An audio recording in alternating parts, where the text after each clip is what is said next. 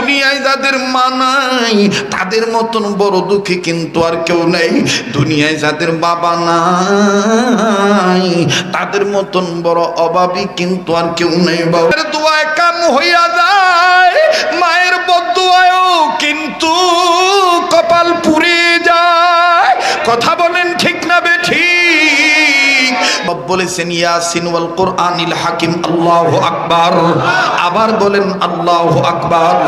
বাস ইমামে আজম আবু হানিফা রাহমাতুল্লাহি আলাইহি মায়ের ডাক দিয়ে কয়, মা গো দে না মা, আমার মাথায় একটু ফু দিয়ে দে, দে না মা, আমার মাথায় একটু হাত দিয়ে দে। এ যুবক খুব খেয়াল করে শুনবি,